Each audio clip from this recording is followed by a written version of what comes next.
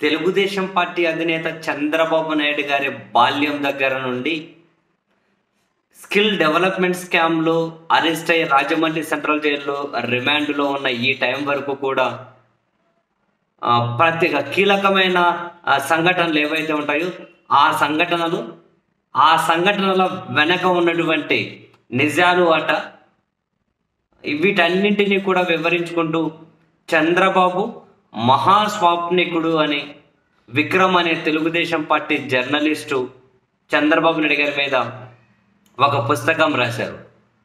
పూల విక్రమ్, అదే ఏపీ అధికార భాషా సంఘం అధ్యక్షుడు పి విజయబాబు గారు ఉన్నారు కదా, ఇప్పుడు అయిపోయింది ఆయన పదవి. వాళ్ళ స్వయాన బ్రదరే Vikram, P Vikram. Telugu Desam party journalist అని ఎందుకు అనాల్సి వచ్చిందంటే ఈయన 97లో తెలుగుదేశం పార్టీ పక్షపత్రిక వచ్చేది, అందులో పనిచేశారు. ఫస్ట్ నుంచి తెలుగుదేశం పార్టీతోనే ట్రావెల్ చేస్తూ ఉన్నారు. సో ఇప్పుడు ఎందులో పనిచేస్తున్నారు నాకు పెద్ద ఐడియా లేదు. సో అక్కడి నుంచి ట్రావెల్ చేస్తున్నారు. ఆ తెలుగుదేశం పార్టీ సొంత పత్రిక పక్షపత్రికలో పనిచేశారు కాబట్టి తెలుగుదేశం పార్టీ జర్నలిస్టు అని అన్నాను. సో చంద్రబాబు మహాస్వాప్నికుడు అని చెప్పి ఒక బుక్ రాశారు. ఈ పుస్తకాన్ని కాసేపటి క్రితం విజయవాడలో సుప్రీంకోర్టు మాజీ జడ్జి గోపాల గౌడ ఆవిష్కరించారు. మరికొందరు ప్రముఖులు కూడా ఈ కార్యక్రమంలో పాల్గొన్నారు. అయితే చంద్రబాబు నాయుడు గారి మీద కొన్ని ప్రధానమైనటువంటి ఆరోపణలు, విమర్శలు ఏవైతే ఉంటాయో అవన్నీ నిజం కాదు, దాని వెనక మరో కోణం ఉంది, తెలుసుకోండి అని చెప్పి తెలియజెప్పడం కోసం ఆయన ఒక పుస్తకం రాశారట. ఈ పుస్తకంలో కొన్ని మాటలు చూశాను నేను కూడా, నాకు భలే ఇంట్రెస్టింగ్ అనిపించాయి. అవి ఏంటివి? అవి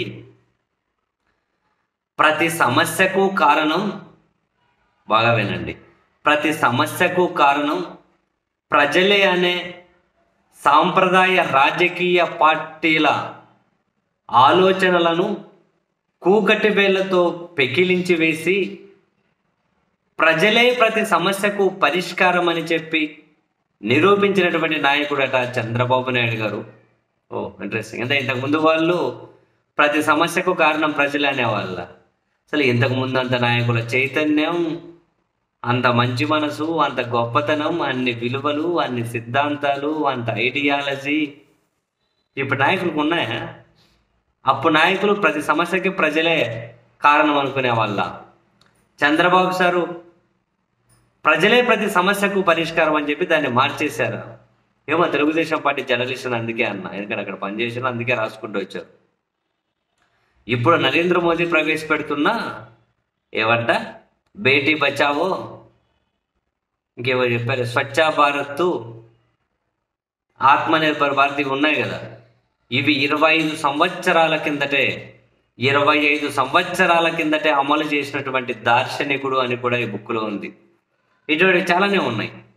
సో మొత్తానికి చంద్రబాబు స్వాప్నికుడు అని, ఆయన మీద మహాస్వాప్నికుడు, ఆయన మీద ఉన్న ఆయన రాజకీయ జీవితంలో ఆయన మీద ఉన్నటువంటి ప్రధానమైన విమర్శలకు సమాధానం చెప్పి ఈ రచయిత మరో కొనమేమో బయటకు తీసుకొని వస్తూ ఉన్నారట.